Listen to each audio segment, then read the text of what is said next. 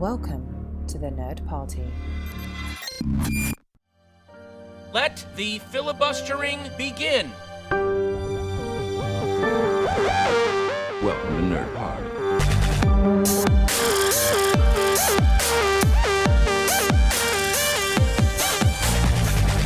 Good morning, angels, and welcome to Filibuster here on the Nerd Party, the podcast network that brings you podcasts that are as irresistible as Baby Yoda, but won't keep you waiting around for merchandise until May 2020.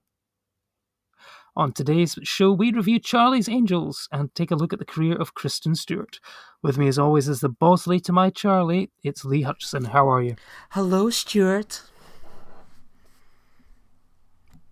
Stuart? Who's Stuart? Oh, yeah, no, that's my other name. Yeah, I got really confused there. I know that's my code name. Yeah, that'd be my code name. So, yeah. Charlie's Angels is a reboot of the franchise that spawned a TV series that ran from 1976 to 1981, and then two films featuring Drew Barrymore, Cameron Diaz, and Lucy Liu. This new version has been written and directed by Elizabeth Banks, who directed Pitch Perfect 2, and the Angels this time are played by Elle Balinska, Naomi Scott, and Kristen Stewart. When a young systems engineer blows a whistle on a dangerous technology, the Angels are called into action, putting their lives on the line to protect us all. That's from IMDb, to protect us all. Like the film viewers are also at danger from watching this film and being involved in the action. Perhaps that's actually true. So, Lee, what were your first thoughts on Charlie's Angels? Were you looking forward to it? What did you think of the marketing of the campaign so far? I was immediately sold because it was Stewart squared. I like Kristen Stewart. I really love Sir Patrick Stewart. So I was like, win-win. I was immediately going to be spending my money on seeing this film. I was really fussed about the marketing, to be honest.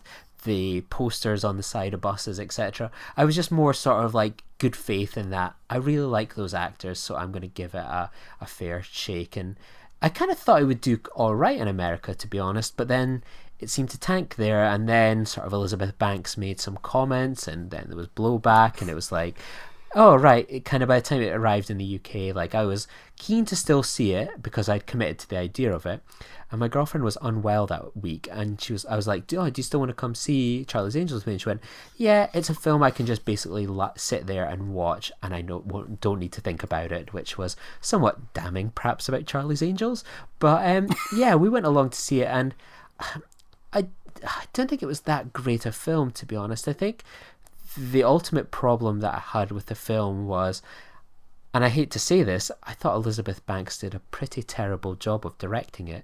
Like, I think it has a pretty good cast.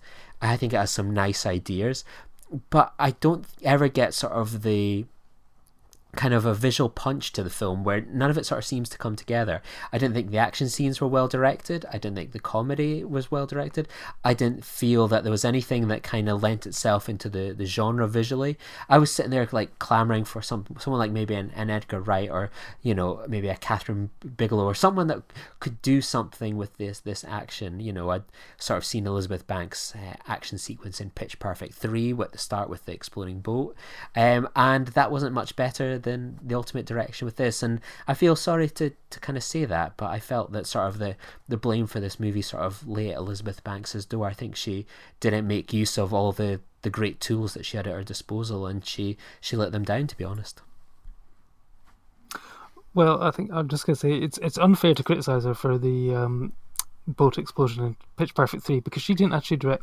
She's only directed Pitch Perfect 2, which I thought was good, but again, it's more of a musical performance style of direction or whatever.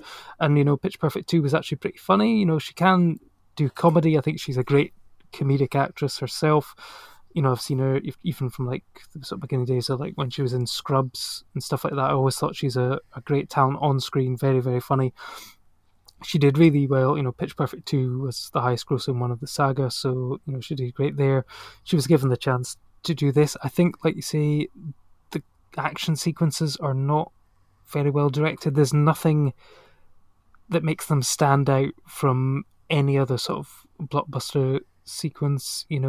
It's very sort of cookie cutter. Oh, there's a car chase. Oh, there's some hand-to-hand combat. That's fine.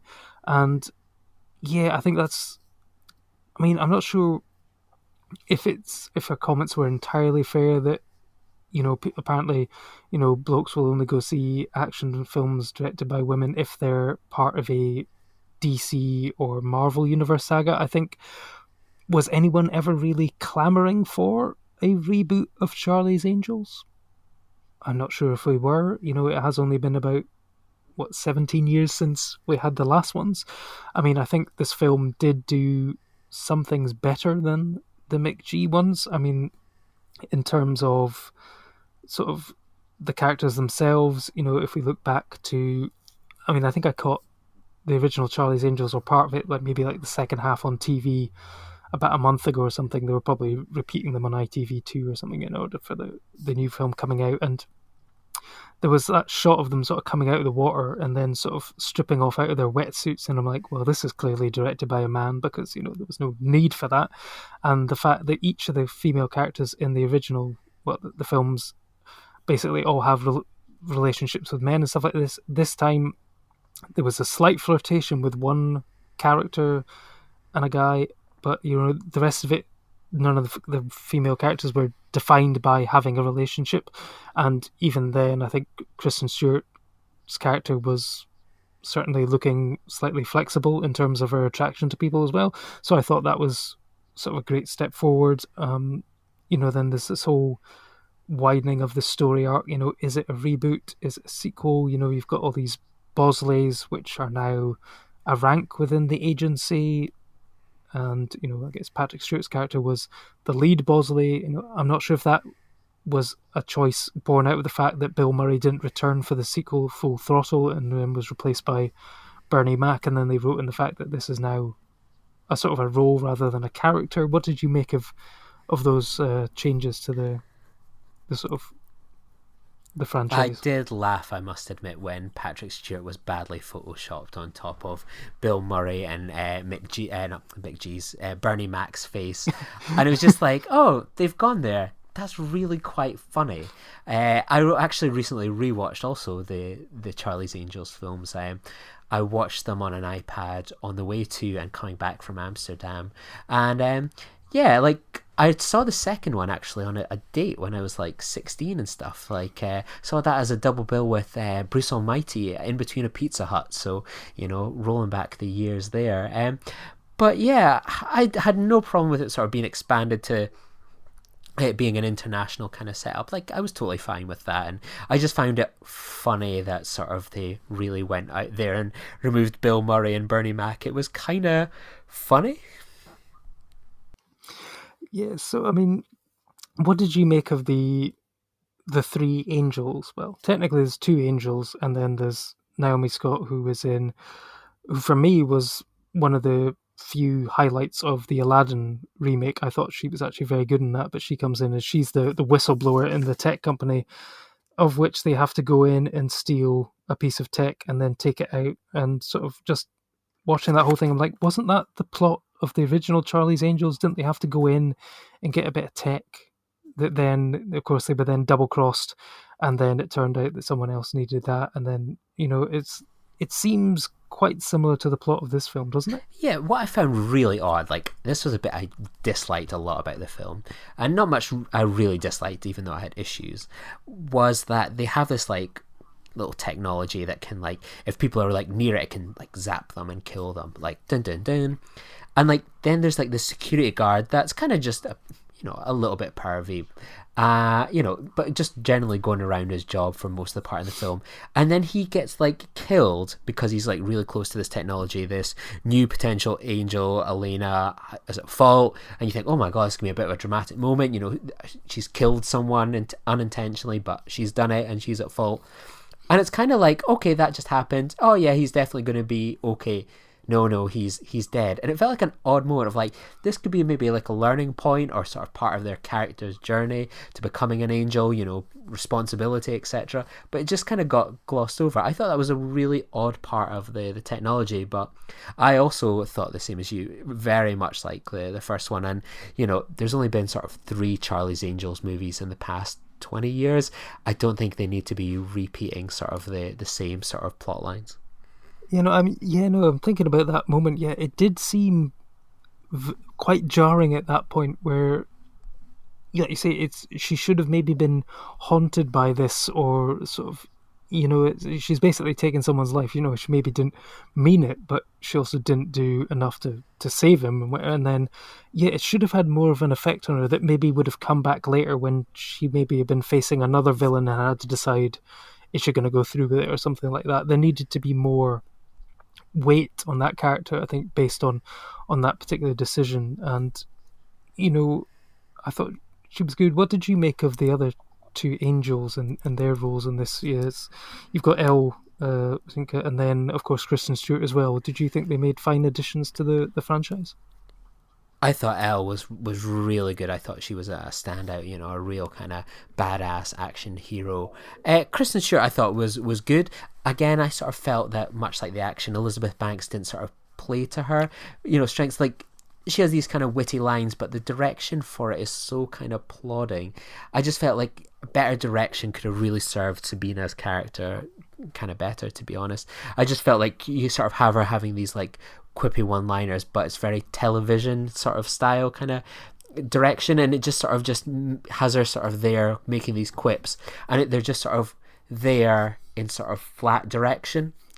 It just didn't kind of help the character that much. She just sort of looked like she was just someone just chatting away to herself, and you didn't really sort of get people kind of responding and kind of reacting off it, or sort of the direction kind of complementing this character. I thought it worked okay for maybe sort of the other two, but I thought kind of Sabina was let down. Yeah, no, I think for me this was one of the biggest disappointments, was the underserving of Sabina's character. And I think Kristen Stewart, what she was trying to do with her performance, like you say, wasn't backed up with the sort of direction and the sort of flow. I think she seemed on a different film at times to the other two. She was sort of playing it and trying to take it in one particular direction, whereas the rest of the film was going in another sort of safer, more sort of cookie cutter style. Because, I mean, the plot is nothing new, to the point where, I mean, from like one of the first opening scenes, I was like, well, I think I know who the real bad guy in this is going to be, and you know what? And then they try to send you down one particular route, but then it's going to come back around. And surprise, surprise, it turned out exactly as I thought it was. Now, I don't know if it's just watching the movies or whatever, or even just watching previous Charlie's Angels movies where they have done a very similar thing, and it's just they're rehashing and recycling these tropes to the point where it's so obvious. I'm not sure if you had the same thing, but I mean, it does seem to fall down on several points, and Charlie's Angels unfortunately now is added to the list of movies that has the unfortunate line of dialogue of, so when someone's talking about a piece of tech, you then get the line, oh, it would set off an EMP. An EMP? What's that? Oh, it's an electromagnetic pulse. Every single movie that has ever mentioned the phrase EMP has to follow it up with someone going, what's an EMP? Well, it's an electromagnetic pulse. Why not just say an electromagnetic pulse to begin with, and then save yourself 2 lines of dialogue? It always frustrates me. I'm sure there's a super cut out there on YouTube of every single movie that has featured the phrase EMP, electromagnetic pulse. So yeah, that was one of my huge frustrations. But in terms of the sort of double switch and sort of bait and switch of who the main villain was, did you see this one coming, or? Yeah, as soon as Patrick Stewart kind of exited stage left at the beginning of the film, I was like, yep, he's going to come back as a villain in some point. It was kind of quite predictable, and I sort of felt that they weren't going to play Elizabeth Banks as the villain. So yeah, it was quite predictable. And yeah, again, as you've seen, like some of these tropes we've already seen in the previous Charlie's Angels films, and I can understand sort of for a franchise that is like putting out loads of films that there can be some crossover, but there really is no excuse. Even like when like you try and play up like it's a former like angel that's gone rogue. Has that happened before? Oh my god, it's never happened before. Well, actually, yeah, it has happened before. And then I'm sitting there as an audience member going, it happened. Demi Moore's character was that. Like they shouldn't really be doing this so predictable and playing on the tropes. It was so poor that it went that way. I know, it was really disappointing because, yeah, like you say, they try and, I mean, spoiler warning is now over, but I think that most people have either, if you're listening to this, you've either seen it or, I mean, your window of opportunity for seeing it is probably pretty slim now, given that we're about a week away from Star Wars and Cats. So yeah, if you want to see it, go and see it now. But unfortunately, yes, Patrick Stewart does turn out to be a bad guy. And if you're looking for a great film that's got Patrick Stewart as a bad guy, we can highly recommend Green Room. So yes, there is that one. But I think, like you say, they try and sort of steer you down this route of, oh, Elizabeth Banks is going to be the guy. It's like, well, of course she isn't. You're trying too hard for that to work. It has, it's going to be Patrick Stewart. So sadly, that's the thing there. But I mean, this was clearly sort of trying to set up a new version of the franchise, to the point where you've got these. So it's almost like the film came alive in the sort of these sort of multiple post credits stings, where you've got Naomi Scott's character going through her training to become an angel with all these cameos and stuff like that, and that's the point when it almost felt like it was coming alive and most akin to the other Charlie's Angels movies. But I want to talk about this one because it seemed to be setting up with a mysterious voice on the edge of the phone. There was a picture that was featured in the original Charlie's Angels film. I'm just going to ask, who do you think is the voice of Charlie? And because this is probably going to get revealed I don't think it's going to get a sequel now, but if it did, it looked like it was going to get revealed that there was maybe not the original Charlie is now Charlie. Who did you think it was? Well, I'm not too sure. I'm not overly familiar with sort of the old kind of characters, really, so I wasn't too sure. I was like, oh, like for me, immediately watched it, I was like, oh, it's a woman, but I don't know who the woman is, so like my depth of knowledge on sort of the franchise isn't as good to kind of get there. I didn't think it was any of the sort of key ones perhaps from the old Charlie's Angels movies. I say the old ones from the decade or two ago. So yeah, I'm not too sure who. I would have to probably defer to yourself here.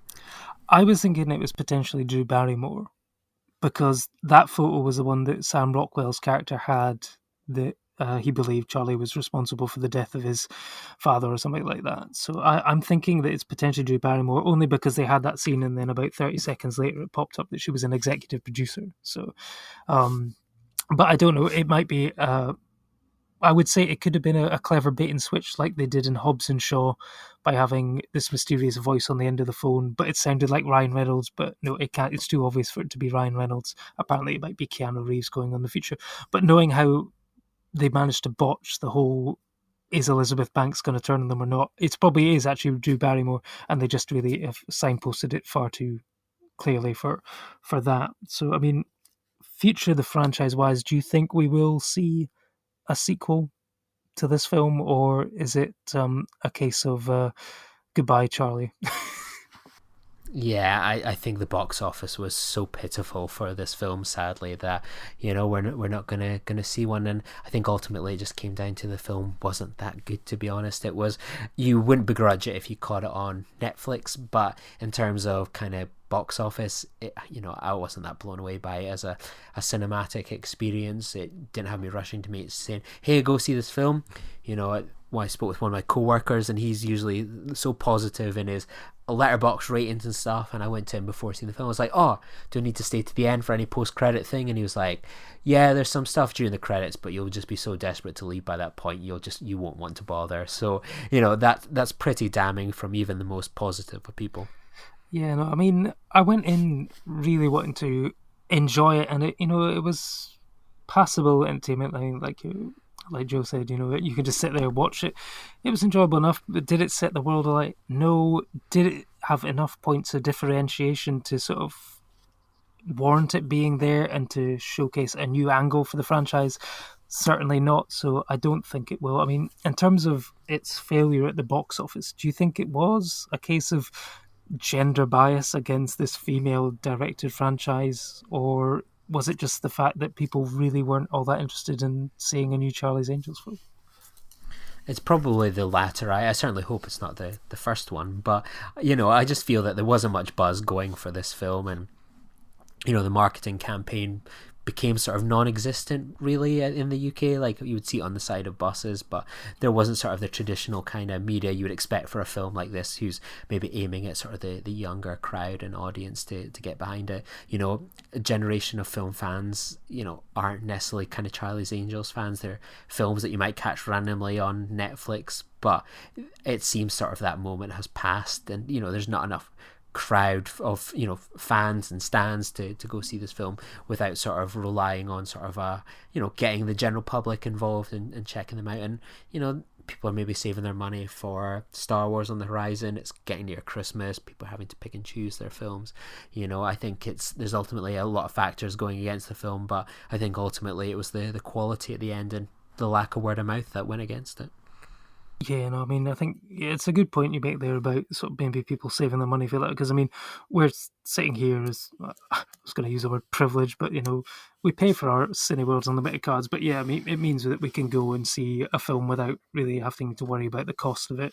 So, you know, we can take chances on stuff like this, but you know, when a film comes out in America, and I think there was about a 3-week delay before it came out in the UK. So by that time, the word of mouth had filtered through, and then people were maybe just a bit reticent to spend their hard-earned money on something that they knew was not potentially going to be good. And like you say, we are entering a rather crowded period in the marketplace, so there is that. But I mean, a lot of the sort of discourse around this film was linked to the fact that this was sort of Kristen Stewart's return to the sort of, I'm not going to say, well, summer blockbuster, but not summer blockbuster because it was released in November, but blockbuster franchise since Twilight. And, you know, people seem to be giving her a bit of stick for this when, you know, Robert Pattinson from the Twilight saga has basically had a very similar trajectory, career path. You know, we discussed this on a previous episode of Filibuster where we stand Robert Pattinson,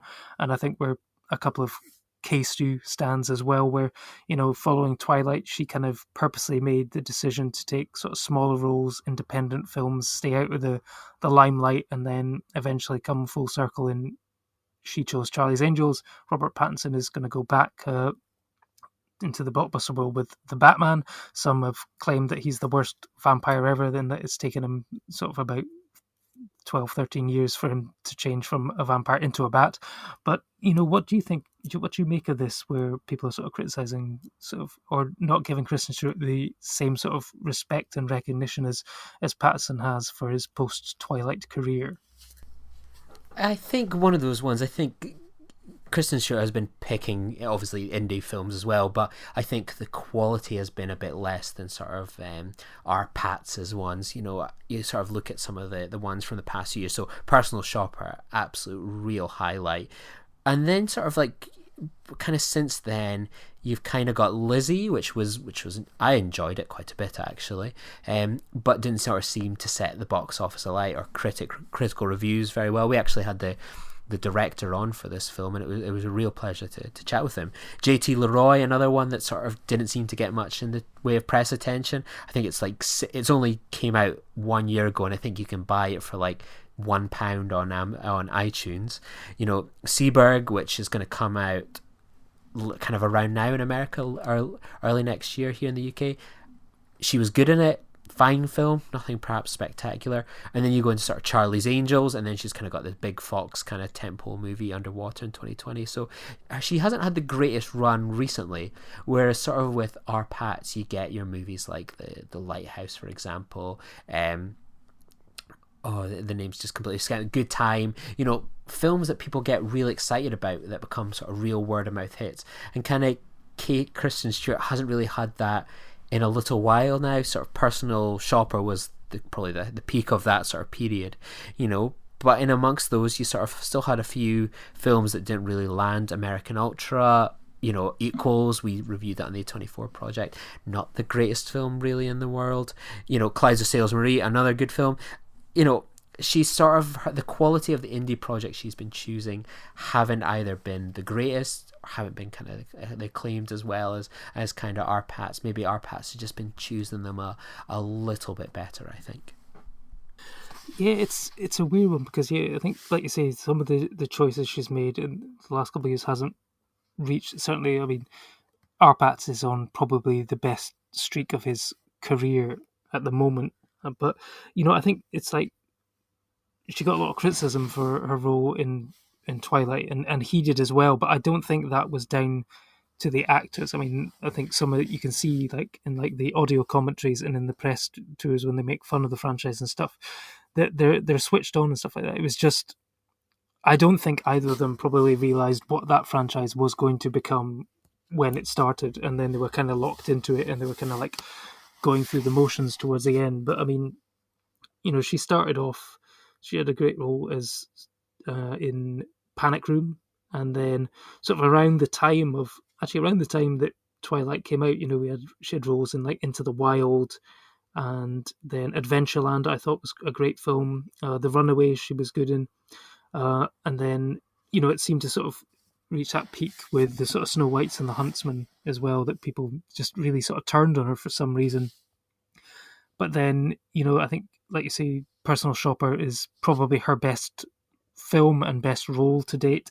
I really liked Clouds of Sils Maria, and as far as I'm aware, she's still the only American actor to win a César French award for an acting performance. So, I mean, she clearly does have talent. It's just, for some reason or another, I don't know if she's never really played the game. Again, I'm using my inverted commas that you can't see in terms of the press and stuff like that. She's never been maybe the most sort of open sort of interviewee, although she now seems to be sort of maybe loosening up a bit. She was on Saturday Night Live and stuff like that. So perhaps she's now coming back into playing the game a bit more. But, she was in Still Alice as well, which was very critically acclaimed. Do you think, this is basically a point to basically plug our other podcast and whatever, but does, like you say, she was in Equals, but does she need to maybe sign up to a few more A24 films to get that street cred back into her CV? Yeah, I think she needs to be sort of looking at some, continuing sort of picking a lot of these indie movies, but just maybe looking a bit better at the kind of the quality of them all, really, and just maybe sort of working with some interesting kind of directors. I mean, sort of kind of Personal Shopper aside, she's not worked with any sort of prominent kind of directors that way that sort of our Pats has, where kind of really interesting, unique kind of up and coming directors, or directors that have been known for getting some fantastic performances out of it. She's maybe working with some good scripts or some interesting characters. Seberg is an interesting kind of wee political film. JT Leroy, another interesting character. Maybe she needs to work with some directors that kind of will complement her talent and push her further as an actor, the way that sort of Robert Pattinson has kind of benefited from that.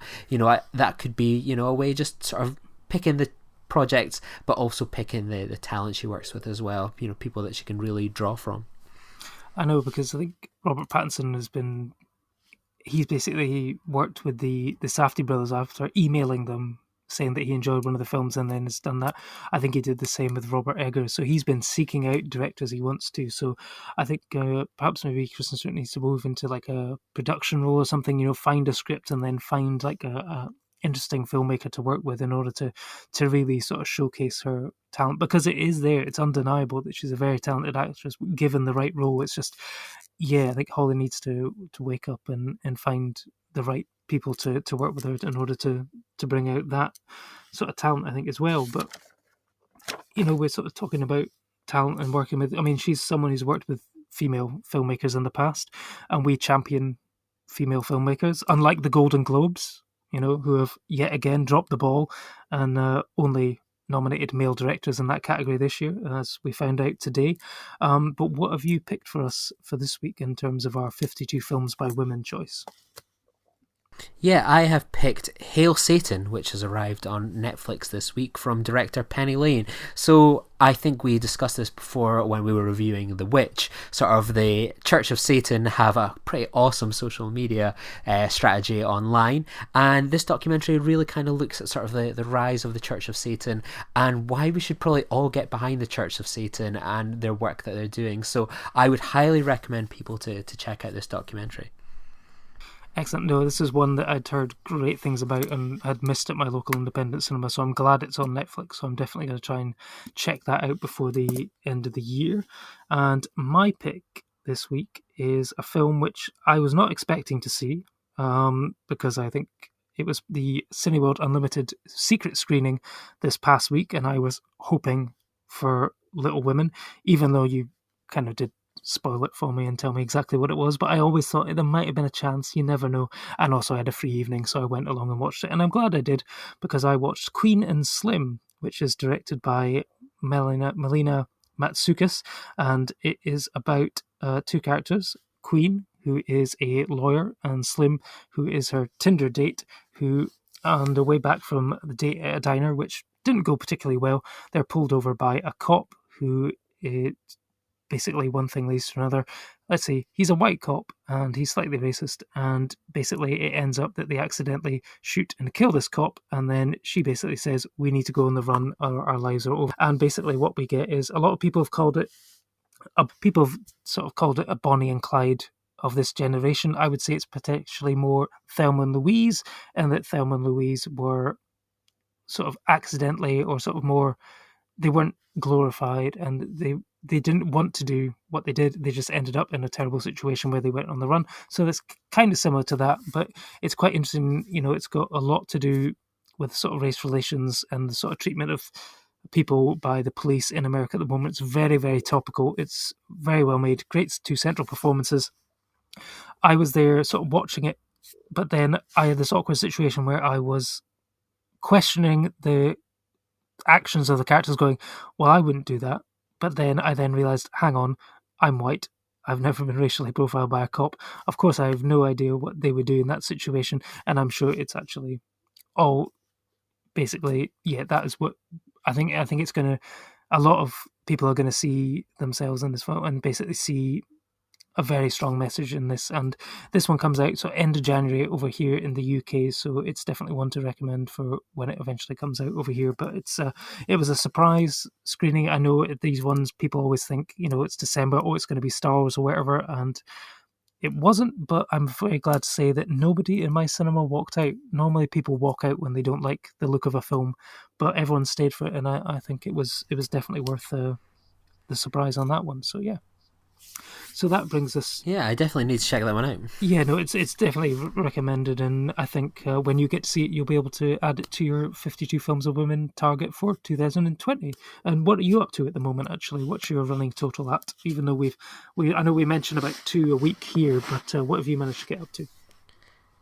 I'm currently on 88, and I think I can get to 100 before the end of the year. I've got a few iTunes rentals to get through, a couple films to see at the cinema. So yeah, I'm pretty confident I can hit the 100 mark, which would be quite nice. Excellent. I think I'm around about the sort of 70 mark, so I think I'll try and get to 75, especially if I put Hail Satan on, and I've got Greta Gerwig's Little Women to come up as well, and I'm off to see A Beautiful Day in the Neighborhood, which is also directed by a woman, so there we go. I might be able to catch you up. So hopefully you've liked our recommendations. Please, always get in touch and let us know if you've caught anything that we should be watching which has been directed by a woman or a man. We're all about equality here. But we'll be back next week with another episode, and then we'll be back over Christmas and New Year with our best of 2019 and then best of the decades, where we'll be getting Kim back in order to find out what she liked over the last decade as well. So look forward to that. But in the meantime, have a great week, and we'll catch you next time. Bye-bye. Bye-bye. Bye-bye. Bye-bye. Bye-bye. Join the revolution. Join the Nerd Party. Welcome to Nerd Party.